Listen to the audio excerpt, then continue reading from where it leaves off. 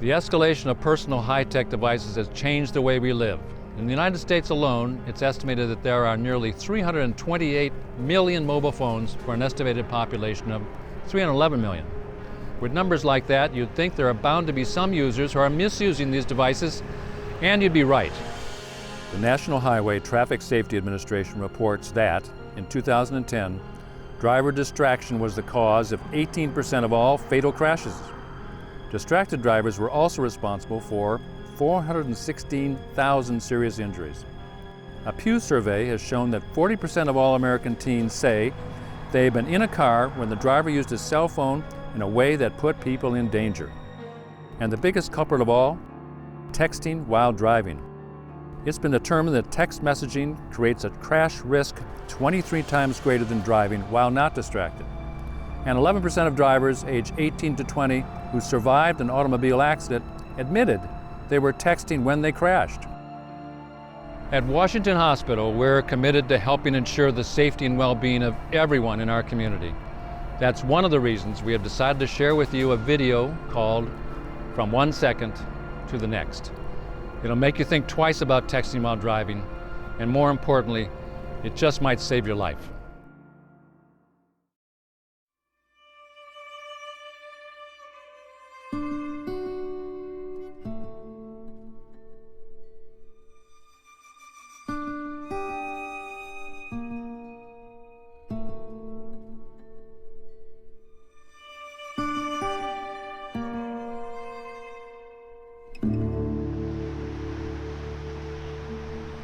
I had my brother in my hand, and all of a sudden, my hand was empty.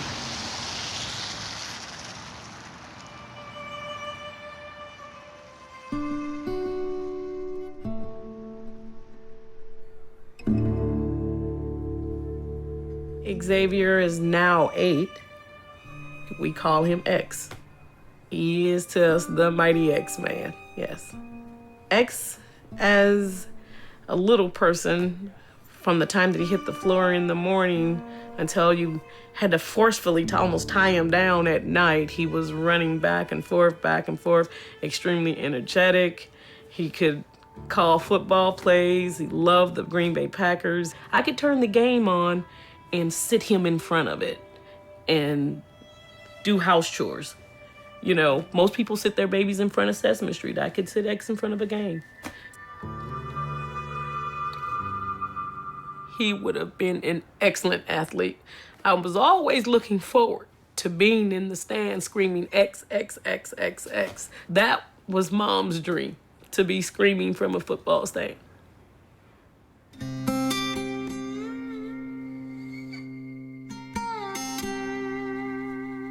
He's just arriving from school now. I gotta have him back. I gotta know how school went. I gotta know today's Friday, so I need to know if he got 106 on his spelling test, which he almost always does. X is paralyzed from the diaphragm down.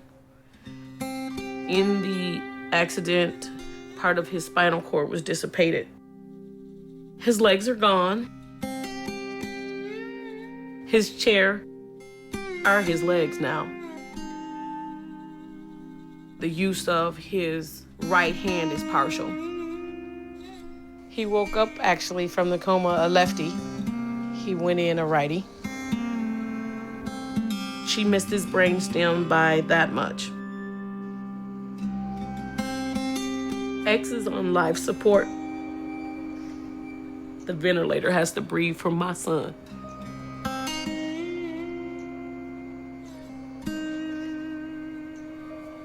Most nights, I'm here on the couch, listening for the ventilator, listening to making sure that all the breaths are right, that his PEEP on his doesn't change, that he doesn't need suctioning during the night.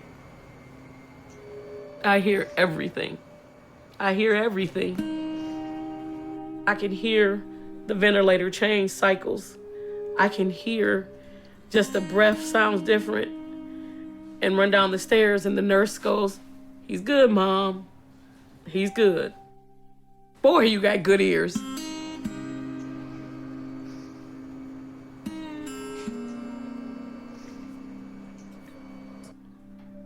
There are times when the pain is so bad, I can't breathe. I want to say the worst thing that I can't say to X, which I used to be able to say all the time, go in the yard and play. I can't say that anymore.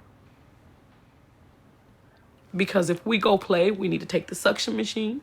We need to transfer him over to the ventilator for his chair. Before we can do anything, we need to do that first. It's a production.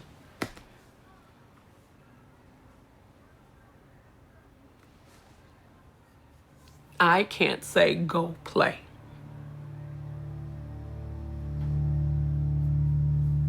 Any mother understands. I can't say go play.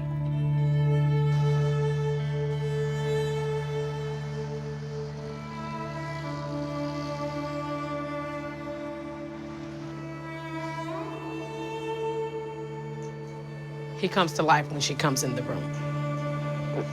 Say,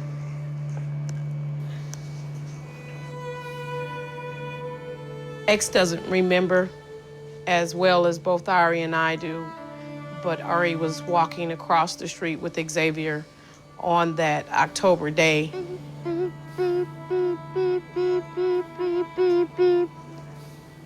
We pray that that never happens to another brother, sister. We pray that another child doesn't get taken from a family member's hand. she came from this direction, and at first we didn't even see her. The cars on the other side of the stop sign, they stepped off the curb, coming across the street, and Ari said he was gone. She took him from Ari's hand.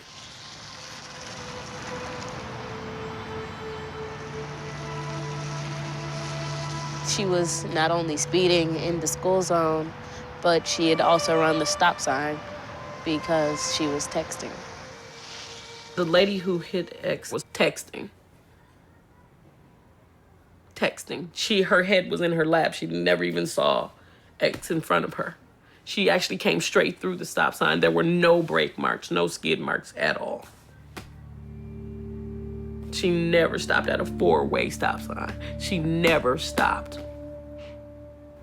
You know, I'm told that the text was, "I'm on my way." Did she make it? Did she get to where she was going on time? That would be my question for her.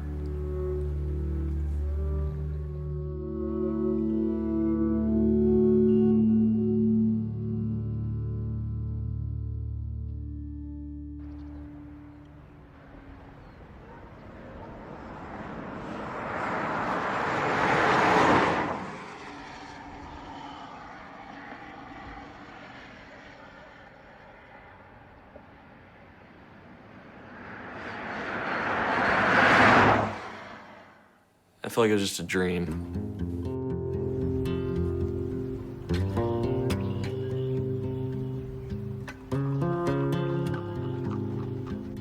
And for weeks it did. It felt like I'd wake up and I'd just think, did I dream that accident?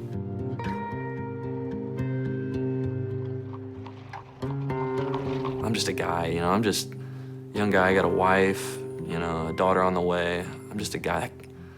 This couldn't happen to me. That can't be real. You know, I had to have just dreamed that.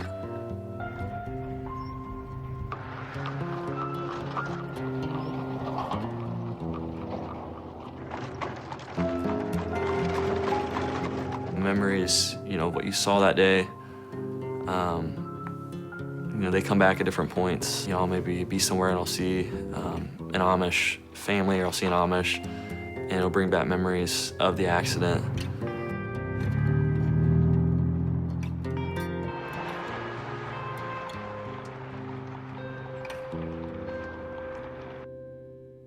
This was the last text message I sent before I caused an accident that killed 3 people.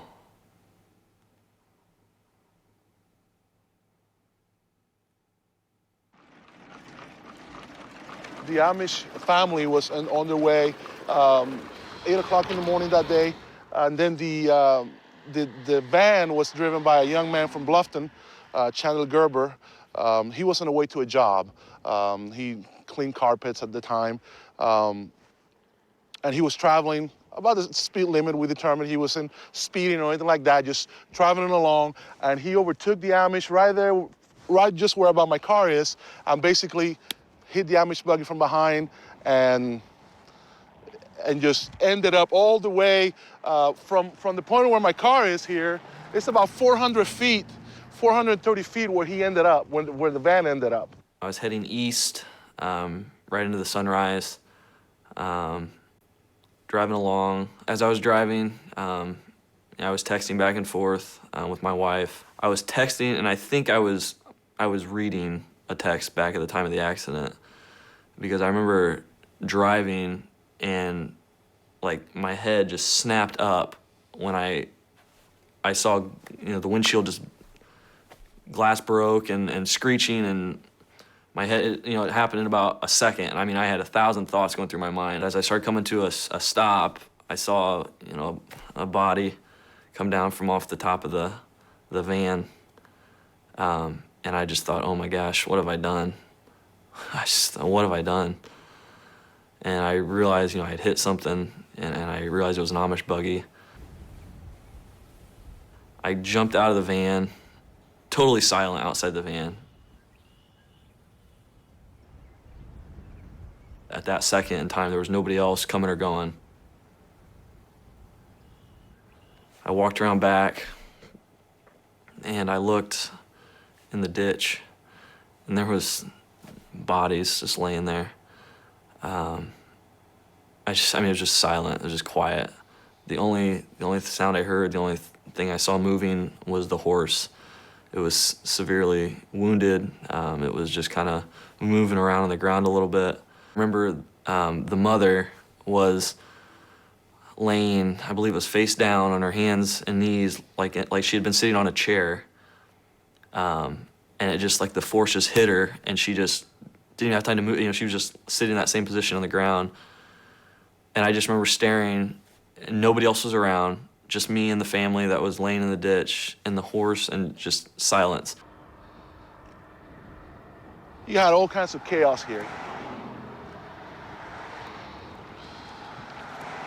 This is the van that was driven by Chandler Gerber. As you can see, the front of the vehicle is just totally smashed here. He was devastated. He was crying. He was just almost in a panic mode. I knew that I had been texting and driving. I knew that I had been around that time, you know, involved with reading my phone or texting or what have you. I was hysterical. I think I was probably in shock. I was sitting in a van in the passenger seat, taking in, as far as I could see straight ahead, just lights and sirens and people. And I saw a hearse drive by. And so right then, I just had this sinking feeling that there was at least one dead person. They took two young children. It was a 3-year-old and a 5-year-old. They took a 17-year-old son. I saw the youngest of the children, 3-year-old Enos.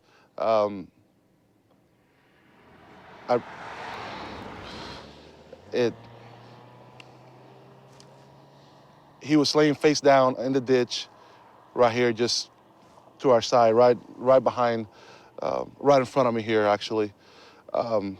He looked like he was asleep until we rolled him over, and we saw the injuries to his face. Injuries to his legs looked like they were both broken.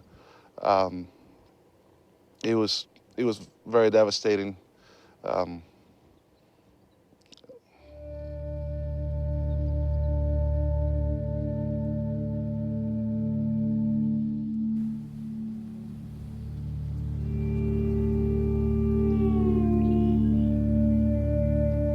Shortly after the accident, it was pretty rough. A lot of tears, a lot of, why did this happen?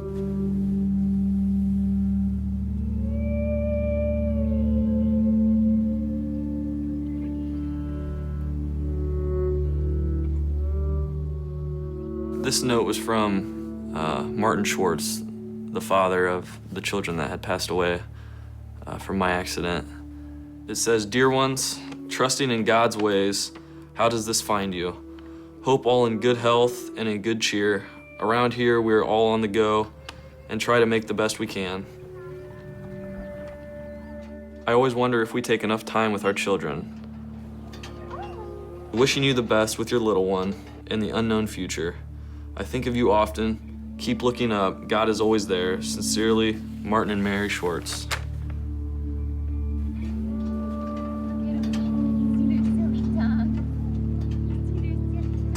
I wish so bad I could go back to that day and change my focus. I wish I could go back and say, you know,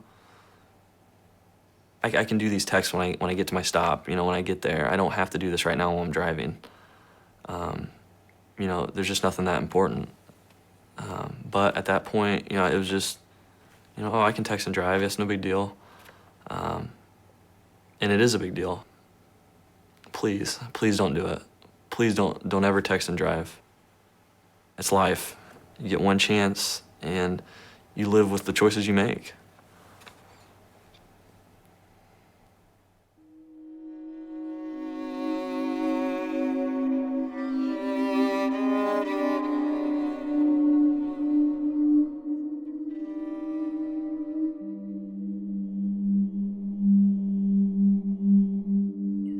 She has no life, really. Her balance is off. Her arms don't work very well. She likes to watch the boats going up and down the river, and She's got double vision. She can't see very well. it's very hard for her. She cannot leave this yard. We put up a fence in her backyard so she wouldn't roll down the bank into the river.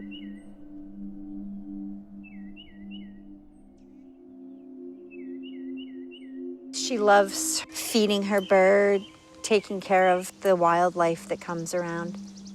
She had her life planned. She was always planning everything. Now she can't plan anything because she can't remember anything. Debbie was very active, outgoing. She worked 60+ hours a week. She held a very good position, traveling all over the world, going to Istanbul, Turkey, traveling to France, and loving working for her job, and they love Debbie very, very much. Now she is dependent on everybody, myself, my brother, friends. She cannot go into the front of the yard by herself because her vision.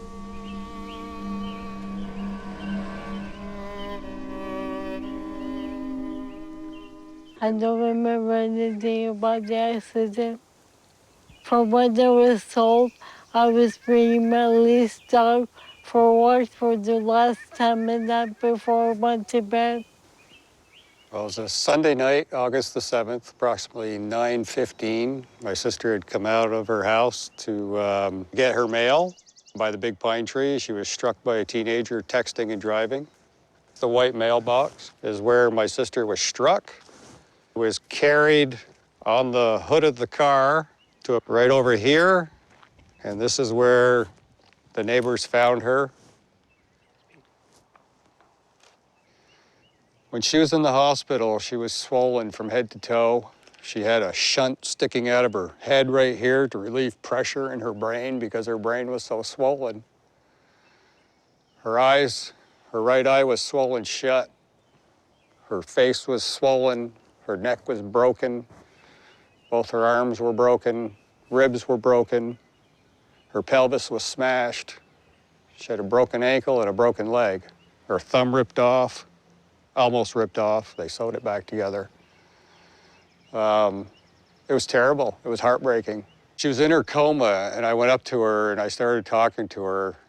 And I had her hand, and she squeezed my hand. She knew I was there. And I told her, I said, "Debbie, I know you're in there. I know you can't talk or anything, but I know you're in there." And she gave me another squeeze on my hand. She knew that I was talking to her. She could feel it.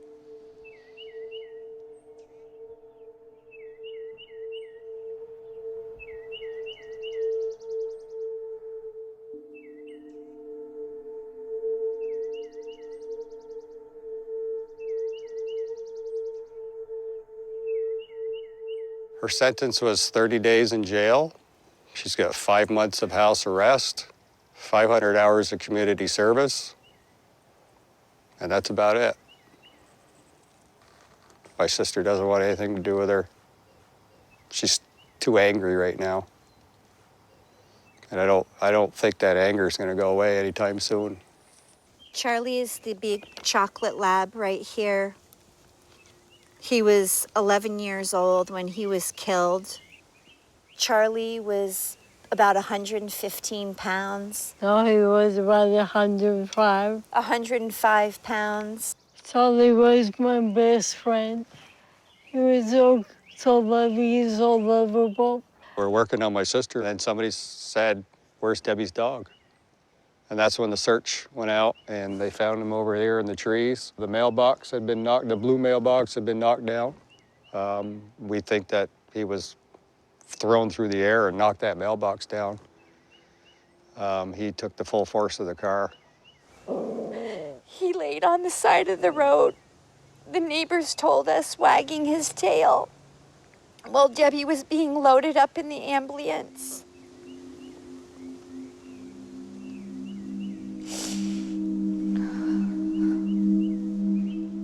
It's just not right. My sister's life has been changed forever. She went from being active to inactive in a stroke of a second, and it's over. Her life as she knew it is over. She loved work. She helped me with my children. She was always there for me. It's heartbreaking every day to see my sister like this when you knew how she was before.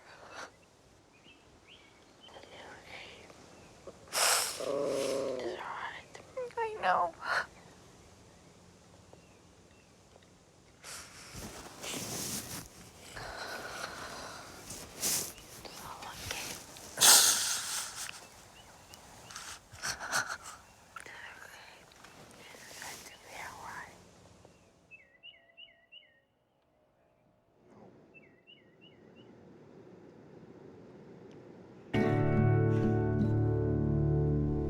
I'm very fond of telescopes.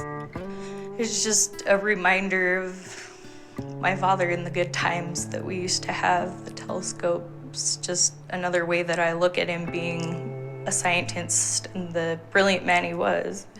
At night, we would go outside and look at the stars, and he would tell me the different constellations, help me learn them. When there were meteor showers, he'd come and wake me up at 3 o'clock in the morning and take me outside, and we'd just stare and watch the meteor showers for hours. Just me and my dad outside, wrapped up in blankets. It was just a phenomenal feeling, just good father-daughter time for us. The best father I could have ever asked for. Yeah, growing up, I was pretty typical. Played a lot of sports growing up, played basketball, played football. Played baseball, ran track. I'm quiet on the phone, I'm awkward on the phone. I have always preferred to text or to talk in person. I'm a cowboy, I guess. And I'm a child of the mountains. I recently took a trip out on the prairie, and it was pretty, but I'm a child of the mountains, and I need mountains around me. Every morning I can get up and watch the sun come up over this mountain to the east. It's a beautiful mountain. Watch the sun go down in the west over another pretty mountain. And so I'm not much into technology. As a blacksmith, all your problems can be solved with a bigger hammer, more heat and a bigger hammer. And so I'm not much of a technology guy, and I never have liked texting, and since that day I've liked it even less. I text often, daily. I keep in touch with friends and family. The car doing the texting was going this direction. The two Thicol engineers were heading out this way, and as they passed, they brushed each other, which spun the little blue car with the Thicol engineers, spun it around this way into the path of an oncoming pickup.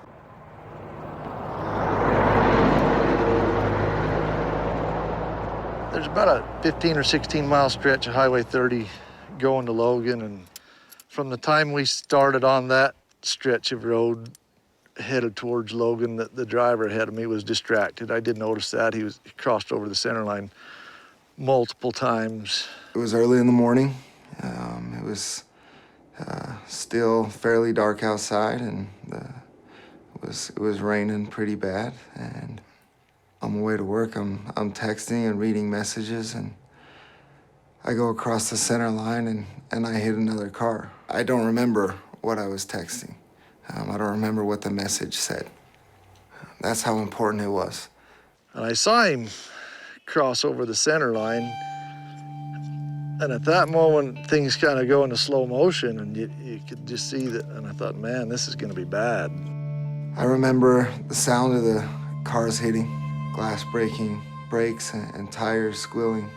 He just sideswiped it and sent it into a skid, and I had the definite recollection of thinking to myself that, I knew right then that I was going to collide with that car, and I just thought, oh, this is going to be bad. I knew right then and there, and the question in my mind was, how bad was it going to be? And my truck hit the passenger's side of the car and basically scooped the car up and carried it off into the ditch with us as we were, I had braked and was trying to get stopped and avoid it, and obviously I couldn't. My pickup went halfway through that car. I got out of my car, I ran back towards the accident, and there was a man on the phone. I heard him say that there were two men in the car that weren't breathing. The two people that were killed were inside the blue car. This other one shows what the car looked like after the accident.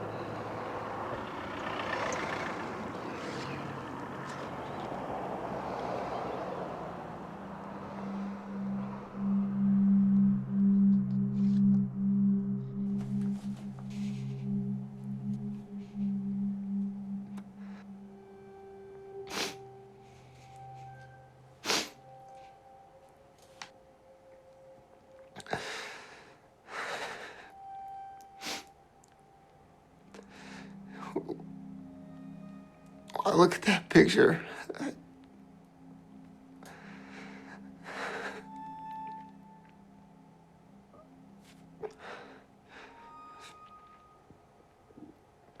All I can think about is those families, those two men. And while I was driving, I decided that texting and driving was more important to me than those two men were to their families.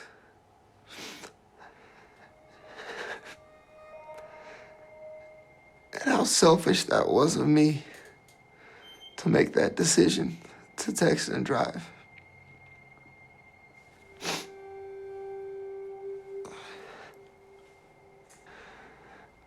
Knowing every day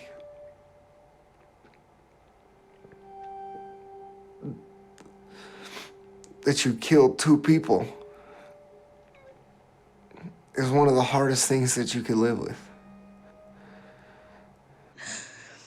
I have night terrors all the time about my dad's car accident that come in waves of, it can be just me standing on the side of the freeway where it happened, just watching the accident happen and not being able to move. I can't go try and stop the accident from happening. I can't go see if my father's okay. I can't save my father.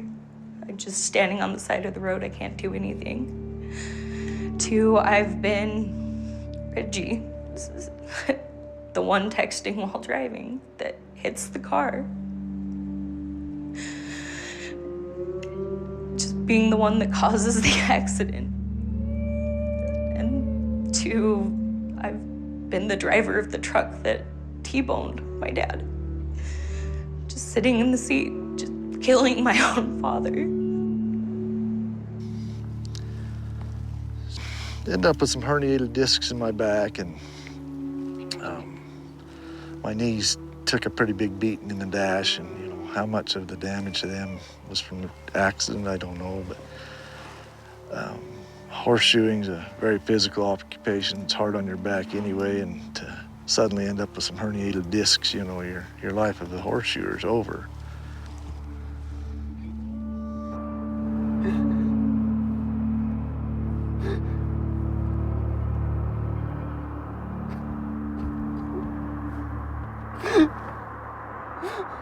It's been almost 7 years in September, and it is still very difficult for me.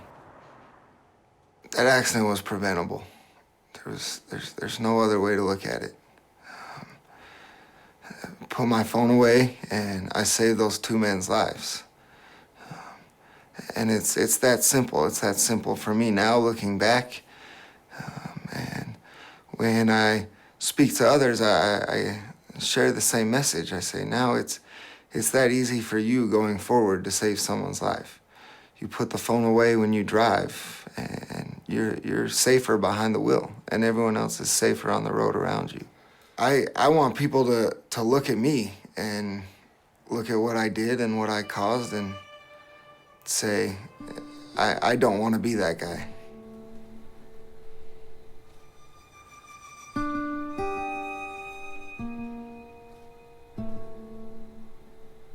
First time I saw Reggie in court, my feelings was just sheer hatred. I was appalled at the fact that this kid my age had killed my dad, taken him away from me. On my sentencing date, and the families had the chance to get up and address me and speak to me. And all I could do was just look at him and hate him and wish how much he would die, or that it was him that was dead instead of my dad. Mehigan got up and she talked about her wedding. And she had just gotten married, and she talks about how her father wasn't there to walk her down the aisle. And she looked at me and she said, because you took that from me. And she was absolutely right.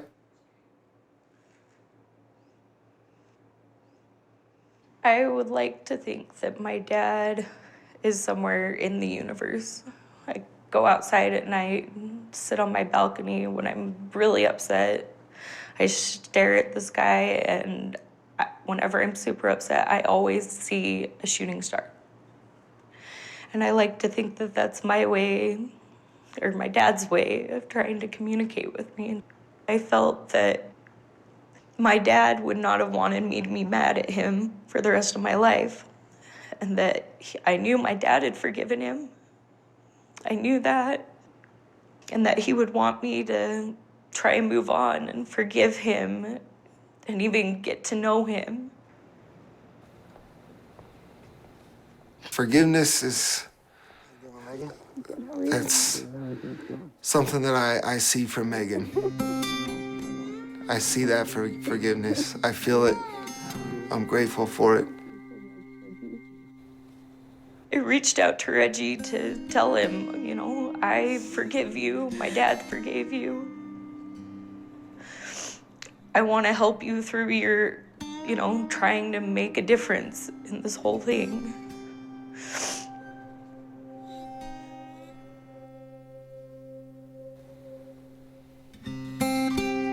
I was once told that to be a good member of society, you have to give back more than you take. I can never give back those two men's lives, ever.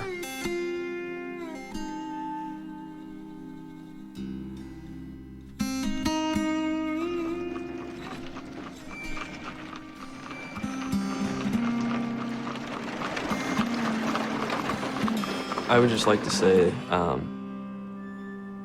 for anybody out there who has a cell phone,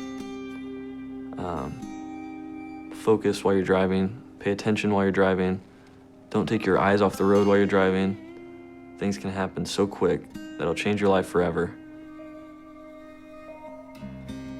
I will say it over and over and over again.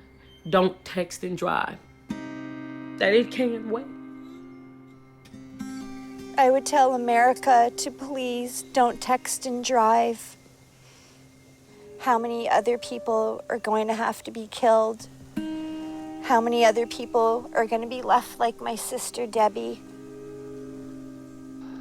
It's just nuts. It's crazy, you know. I don't know why people don't want to talk to each other anyway.